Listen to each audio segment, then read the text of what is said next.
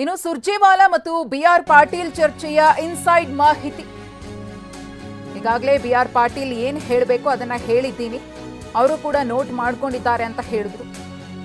ಇನ್ನು ಇಬ್ಬರ ಚರ್ಚೆಯ ಕುರಿತ ಎಕ್ಸ್ಕ್ಲೂಸಿವ್ ಮಾಹಿತಿ ಟಿವಿ9ಗೆ ಲಭ್ಯವಾಗಿದೆ. ವಸತಿ ಇಲಾಖೆಯ ಮನೆಗಳ ಹಂಚಿಕೆಗೆ ಹಣ ಬೇಡಿಕೆಯ ಬಗ್ಗೆ ಚರ್ಚೆಯಾಗಿದೆ. ಯಾವ ರೀತಿಯಾಗಿ ಅಕ್ರಮ ನಡೀತಾ ಇದೆ, ದುಡ್ಡು ಕೊಟ್ಟವರಿಗೆ ಮಾತ್ರ ಮನೆಯನ್ನ ಹೇಗೆ ಮಂಜೂರು ಮಾಡಿಕೊಡ್ತಿದ್ದಾರೆ ಅನ್ನೋದ್ರ ಬಗ್ಗೆ ಚರ್ಚೆಯಾಗಿದೆ. ದಾಖಲೆ ಸಮೇತ ಸುರ್ಜೇವಾಲಾ ಅವರ ಗಮನಕ್ಕೆ ತಂದಿದ್ದಾರೆ ಬಿಆರ್ ಪಾಟೀಲ್ ಅವರು. ಸುಮಾರು 35 ನಿಮಿಷಕ್ಕೂ ಹೆಚ್ಚು ಕಾಲ ಬಿಆರ್ ಪಾಟೀಲ್ ಅವರ ಜೊತೆಗೆ ರಾಜ್ಯ ಕಾಂಗ್ರೆಸ್ ಉಸ್ತುವಾರಿ ರಣದೀಪ್ ಸಿಂಗ್ ಸುರ್ಜೇವಾಲಾ ಅವರು ಚರ್ಚೆಯನ್ನು ಮಾಡಿದ್ದಾರೆ.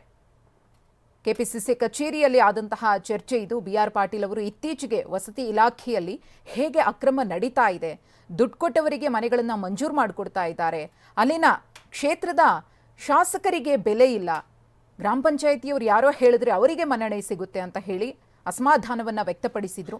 ಅದೇ ವಿಚಾರವಾಗಿ ಸುರ್ಜೇವಾಲಾ ಅವರ ಜೊತೆಗೆ ಮಾತುಕತೆಯನ್ನು ನಡೆಸಿದ್ದಾರೆ. ಅದಕ್ಕೆ ಸಂಬಂಧಪಟ್ಟಂತಹ ಒಂದಷ್ಟು ದಾಖಲೆಗಳನ್ನು ಕೂಡ ಕಲೆ ಹಾಕಿದ್ರು. ಅದೆಲ್ಲವನ್ನ ಕೂಡ ಸುರ್ಜೇವಾಲಾ ಅವರ ಮುಂದಿಟ್ಟು ಚರ್ಚಿಸಿದ್ದಾರೆ. ನೋಡಿ, ಈ ರೀತಿ ಅಕ್ರಮ ಆಗಿದೆ, ಅದಕ್ಕೆ ಸಂಬಂಧಪಟ್ಟಂತಹ ಸಾಕ್ಷ್ಯಗಳು ಕೂಡ ನನ್ನ ಬಳಿ ಇದೆ, ಮುಂದೆ ನೀವೇನು ಕ್ರಮವನ್ನು ತೆಗೆದುಕೊಳ್ತೀರೋ ಅದು ನಿಮಗೆ ಸಂಬಂಧಪಟ್ಟಿದ್ದು ಅಂತ ಹೇಳಿ ಸುರ್ಜೇವಾಲಾ ಅವರಿಗೆ ನಾನು ತಿಳಿಸಿದ್ದೀನಿ. ಮುಂದಿನ ತೀರ್ಮಾನವನ್ನು ಕಾದ್ ನೋಡೋಣ ಎಂದಿದ್ದಾರೆ ಬಿಆರ್ ಪಾಟೀಲ್.